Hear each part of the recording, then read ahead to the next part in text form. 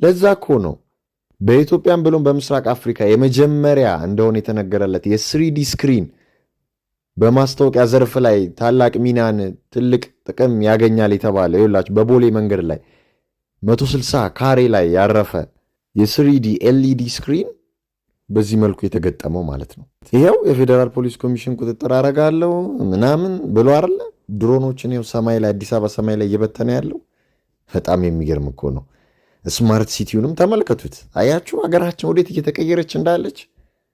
በሚቀጥለው 6 ወራት ጊዜ ውስጥ የነዋሪነት መታወቂያ የሆነ የፋይዳ መታወቂያ ቁጥር የያዘ የመንጃ ፈቃድ ቁጥር ያለው እንዲሁም እንደ ኤቲኤም ካርድ የሚያገለግል ሁሉንም በአንድ የያዘ ስማርት ካርድ ወደ ስራ እንደሚገባም ተነግሯል። ይህንን ያለው የሲቪል ምዝገባ እና የነዋሪነት አገልግሎት ኤጀንሲ CRRSA ነው።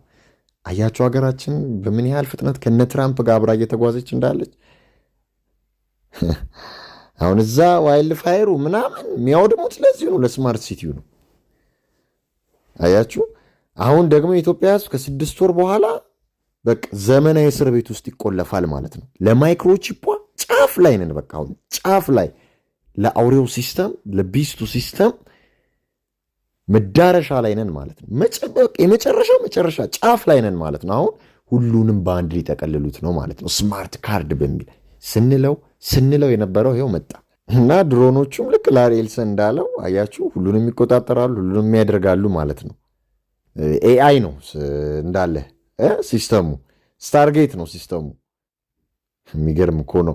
ለዛ እኮ ነው በኢትዮጵያም ብሎም በምስራቅ አፍሪካ የመጀመሪያ እንደሆነ የተነገረለት የ3D ስክሪን በማስታወቂያ ዘርፍ ላይ ታላቅ ሚናን ትልቅ ጥቅም ያገኛል የተባለ ይኸውላችሁ በቦሌ መንገድ ላይ 160 ካሬ ላይ ያረፈ የ3D LED ስክሪን በዚህ መልኩ የተገጠመው ማለት ነው። አያችሁ ሀገራችን ከምስራቅ አፍሪካ ቀዳሚ የሆነች ነው። እንዲህ ያለውን ዲጂታላይዜሽንን የሚያስተዋውቅ ልምምድ፣ ኤአይን የሚያስተዋውቅ ልምምድ እየመጣ ነው። የአውሮ ሲስተም ከቦናል በጣም በሚገርም ሁኔታ። ይህን ነገር ነበር የምናውቀው በላስ ቬጋስ አይደል? ላስ ቬጋስ ያለው ስፌራ አልነበር እንዲህ ያለው ልምምድ የሚያሳየን?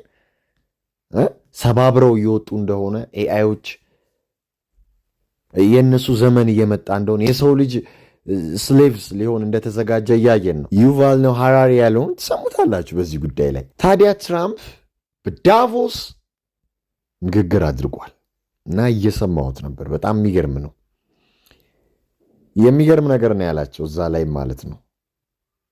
እኔ እኮ ነገሮች እንዴት እየፈጠኑ እንዳሉ እንዴት እየተከናወኑ እንዳሉ ይሄ እንግዲህ